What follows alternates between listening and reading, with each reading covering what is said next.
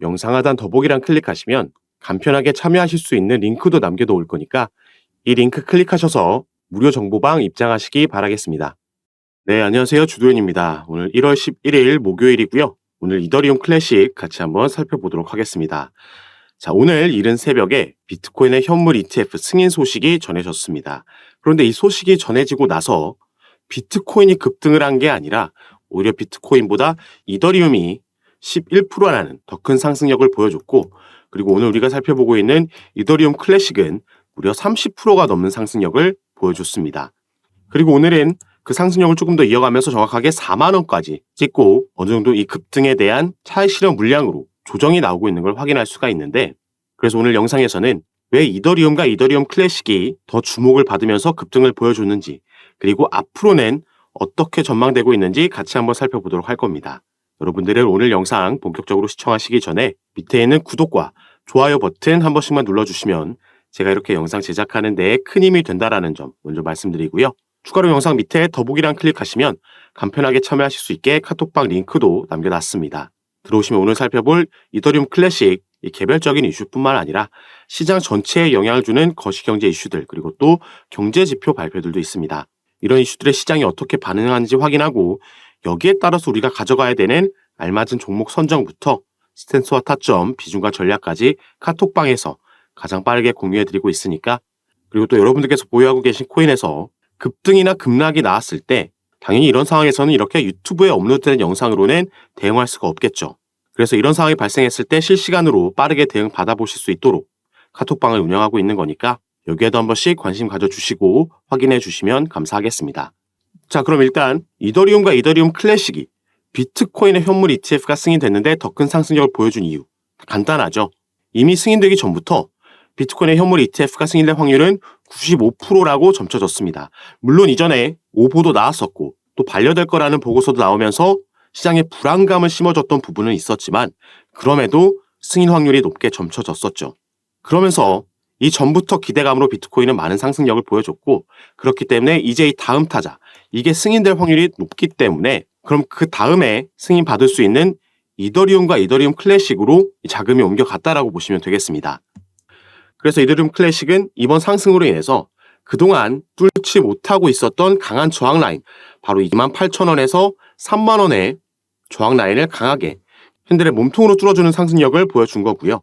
우리가 주봉으로 살펴봤을 때 바로 이렇게 상승분을 반납하고 나서 밑에서 박스권을 형성할 때 계속해서 저항으로 작용했던 라인이 바로 이 라인입니다.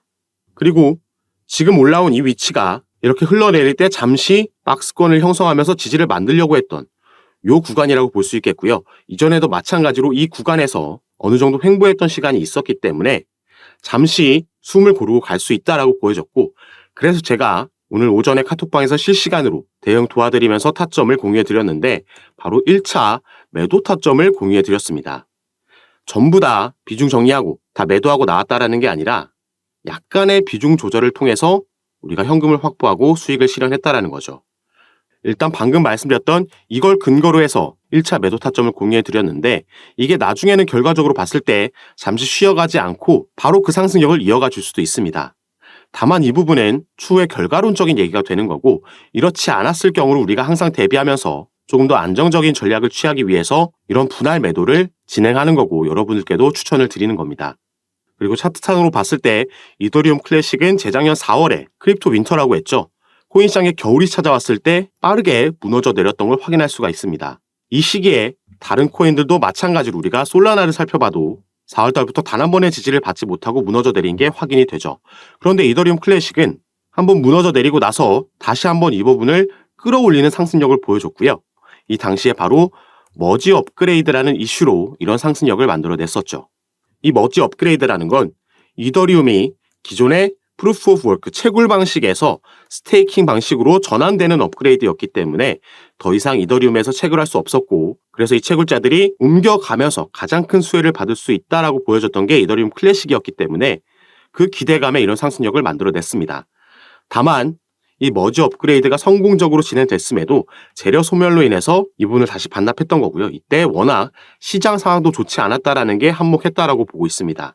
그리고 이더리움 클래식 같은 경우에는 당장 이번 달에 1월 17일 날 덴쿤 업그레이드가 예정되어 있습니다.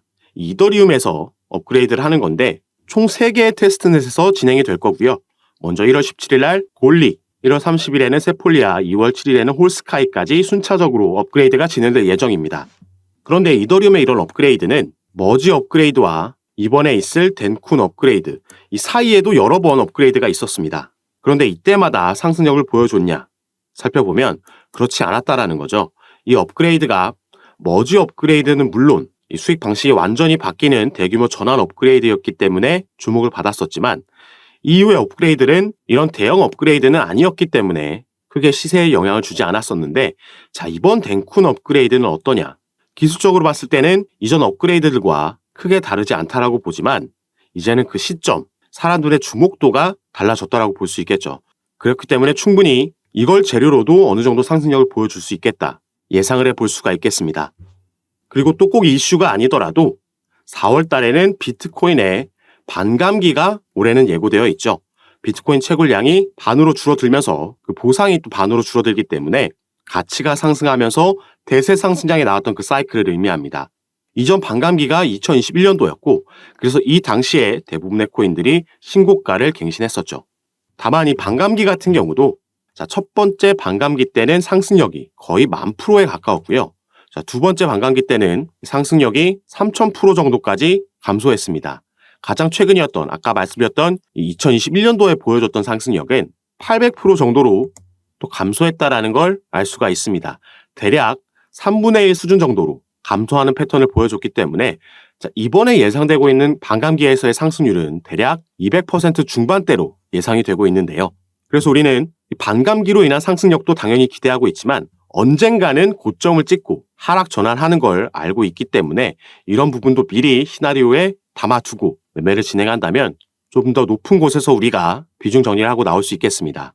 아직 반감기가 본격적으로 시작되지도 않은 시점에서 이런 내용이 당장 와닿지 않을 수도 있겠지만 이 반감기를 직접 경험해 보면 이 상승을 할 때 계속해서 상승만 하기 때문에 이렇게 조정이 나오고 하락 전환했음에도 다시 한번 갈 수 있다라는 그 기대감에 결국에는 이 상승률을 전부 누리지 못하고 더 밑에서 정리할 수밖에 없었던 분들 정말 많이 봐왔습니다.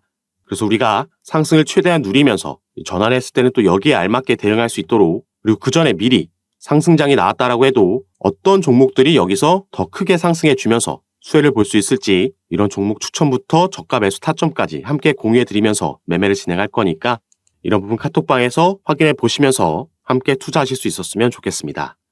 자, 그럼 오늘 영상도 끝까지 시청해 주셔서 너무 감사드리고 저는 다시 카톡방에서 여러분들 대응 도와드리면서 상담 도와드리면서 찾아뵙도록 하겠습니다. 감사합니다.